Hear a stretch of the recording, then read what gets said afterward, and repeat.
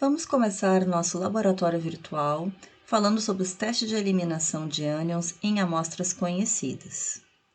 Os ânions podem ser classificados conforme a solubilidade no grupo do sulfato, o grupo do cloreto e o grupo do nitrato. Os ânions também podem ser classificados conforme formação de gases, que é a classe A, que são ânions que formam gases ao reagir com ácidos, e a classe B, que são ânions que vão sofrer reações específicas, geralmente de precipitação ou de oxidação-redução. Hoje, vamos fazer os testes de eliminação em ânions conhecidos, a fim de observar apenas os testes nos quais cada ânion reage.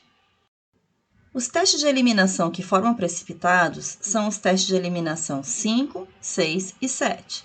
Os que fazem reações específicas são os testes 1, 3 e 4. E, por fim, o teste que testa o desprendimento de gases é o teste de eliminação 2. Nessa tabela, estão organizados os testes de eliminação que reagem com cada ânion em questão. E, baseado-se nessa premissa, nós vamos fazer os testes de eliminação de hoje. Então, trabalhando com ânions conhecidos. Essa amostra contém ânions sulfeto. Então, eu vou pegar 20 gotas para a gente fazer a análise de quais são os testes que ela dá positivo.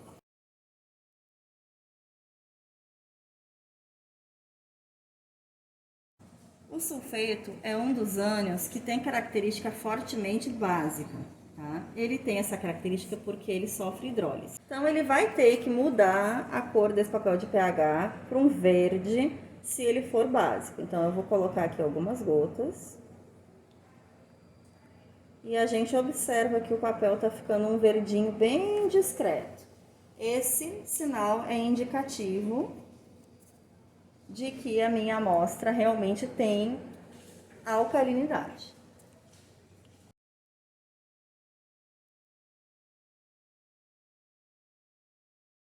O sulfeto, no teste 5, ele é bem definitivo porque ele forma um precipitado preto que nenhum outro ânion forma. Então, eu vou colocar aqui o nitrato de prata e se formar um precipitado preto, então eu tenho a forma de identificar o ânion sulfeto.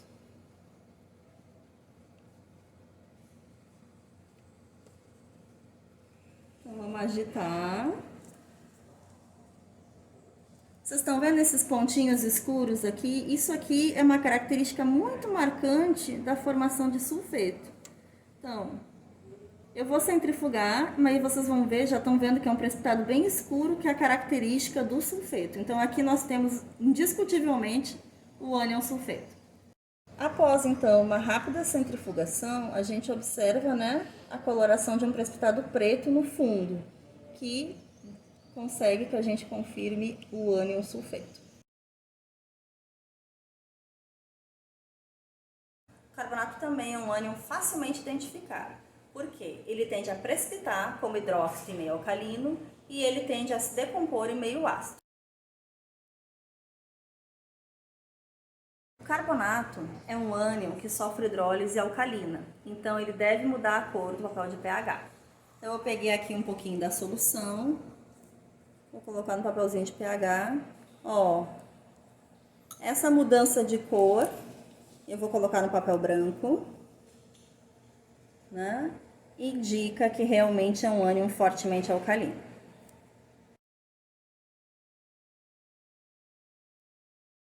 No teste de eliminação 2, a gente só coloca a amostra aqui no tubo e coloca ácido sulfúrico, esperando observar a formação de bolhas.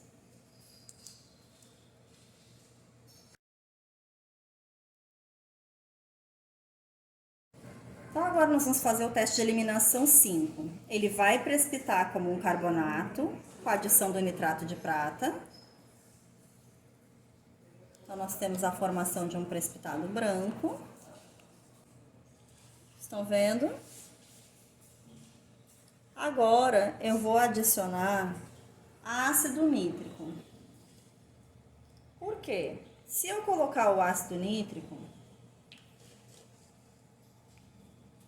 se dissolver o precipitado e formar bolhas, então é a prova de que eu tenho carbonato.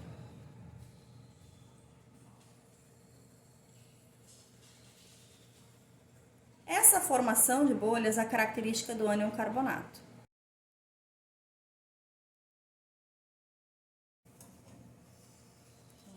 Carbonato, eu vou adicionar o cloreto de bário, umas 2, 3 gotinhas. Ó, e forma um precipitado branco. No teste 7, esse precipitado, se for insolúvel, é sulfato. Se for solúvel, pode ser fosfato e outros ânions, mas se formar gás, é o carbonato.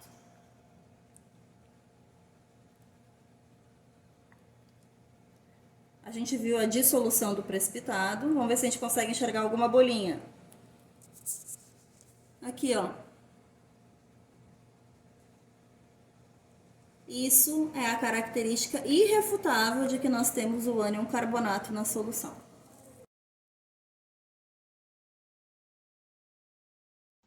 O ânion cloreto, ele vai formar, quando adicionado um ácido forte, ele vai formar o ácido clorídrico, que é um gás de odor irritante. Então, a gente adiciona o cloreto no tubo. E agora, então, nós vamos adicionar o ácido sulfúrico, algumas gotas, e tentar observar a formação de um gás. À medida em que a gente vai adicionando, começa a observar a formação de pequenas bolhas, que são muito mais fáceis de serem identificadas presencialmente. Mas acredito que seja possível visualizar no vídeo, quando a gente adiciona um grande excesso, a formação de pequenas bolhas que estão nas paredes do tubo. Então, é possível, ver a formação desse gás. No entanto, esse teste não é definitivo para saber que tipo de ânion nós temos. O cloreto é um ânion que vai formar um precipitado branco com adição de nitrato de prata. Então, eu já transferi aqui algumas gotas para cá e a gente vai fazer agora a adição do nitrato de prata. Uma gota é possível já observar a formação de um precipitado. Eu vou colocar um pouquinho mais.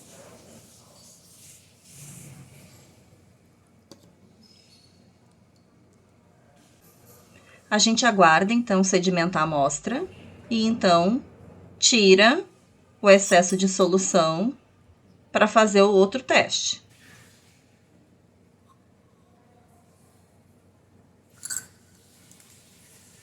Então, agora nós vamos colocar ácido nítrico e verificar se esse precipitado se dissolve.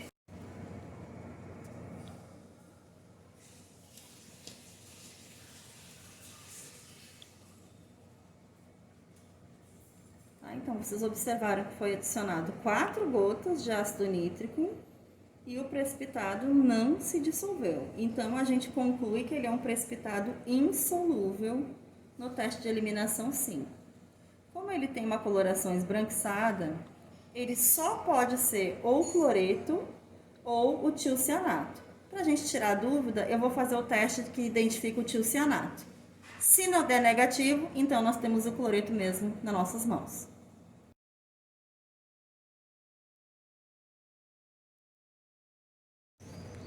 Essa amostra, ou ela é cloreto ou ela é tiocianato. Se for tiocianato, quando eu adicionar o cloreto de ferro, ela tem que formar um complexo vermelho sangue. Se formar, nossa amostra é então o tiocianato. Caso contrário, ela é o cloreto.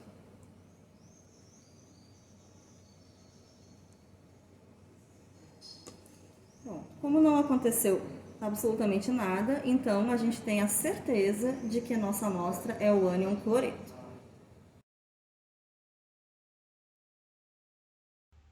O ânion tiocianato é um dos principais ânions que a gente pode confundir com cloreto, pois ele também forma o precipitado branco quando a gente adiciona o nitrato de prata. Observe. Então, ele forma com facilidade o tiocianato de prata.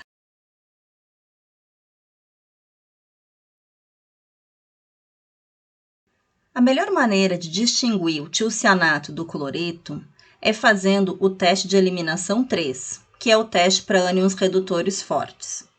Não que o tilcianato seja um ânion redutor forte, porém ele reage com um dos princípios ativos dessa reação, que é o cloreto de ferro.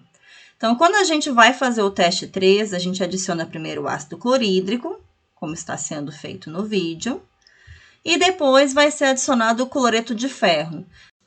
Nessa situação, o cloreto de ferro reage com o tilcianato e forma um complexo vermelho-sangue. E esse complexo identifica o ânion tilcianato de forma indistinguível, não sendo necessário fazer nenhum outro teste de confirmação.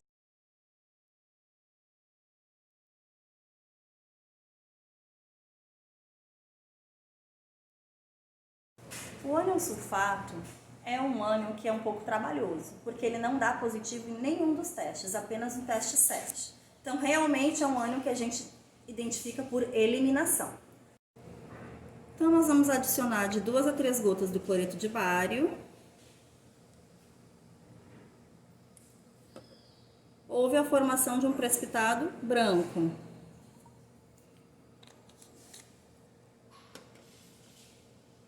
E agora eu vou adicionar o ácido clorídrico.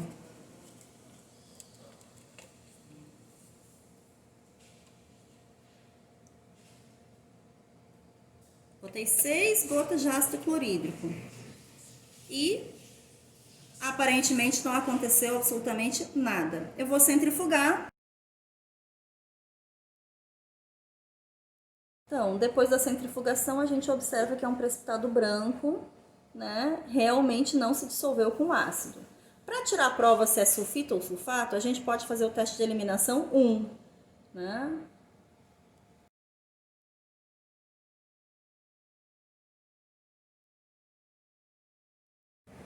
Então, eu vou colocar aqui uma gota. Daí vocês observam que só molhou o papel e não aconteceu mudança de cor. Então, é o ânion sulfato.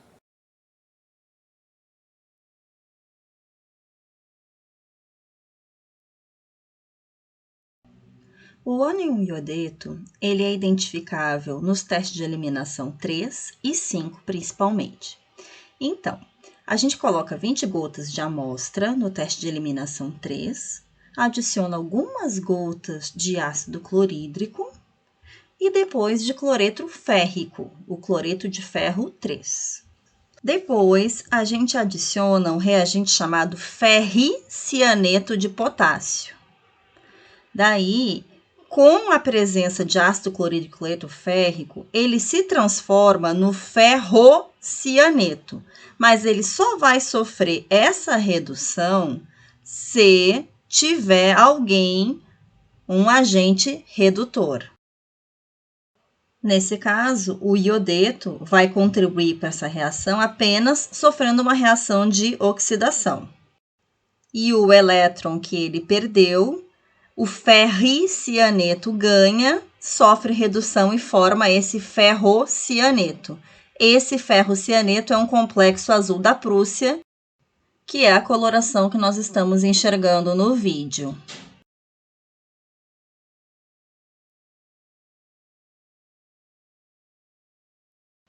No teste de eliminação 5, o ânion iodeto vai formar um precipitado amarelo, não é branco. Então, essa é uma principal característica que o distingue, por exemplo, do cloreto e do tilcianato. Então, a gente adiciona algumas gotas de nitrato de prata e a gente observa a formação de um precipitado que não é exatamente branco, ele tem uma coloração meio amarelada. Daí a gente adiciona posteriormente o ácido nítrico para ver se dissolve o precipitado. O iodeto forma um precipitado insolúvel em meio ácido. Então, a gente adiciona o ácido nítrico concentrado, 6 molar, mas ele permanece insolúvel. Dessa forma, ele é uma prova de que ele é ou o ânion iodeto ou o brometo, que são os dois que vão formar um precipitado amarelo, insolúvel em meio ácido.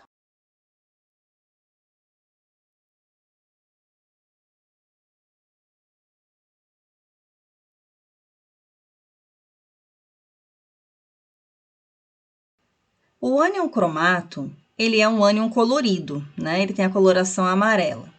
E quando submetido no teste de eliminação 2, na presença de ácido, ele vai formar o ânion dicromato, ou seja, ele em meio ácido, ele se rearranja, né, e forma o ânion dicromato em vez do ânion cromato.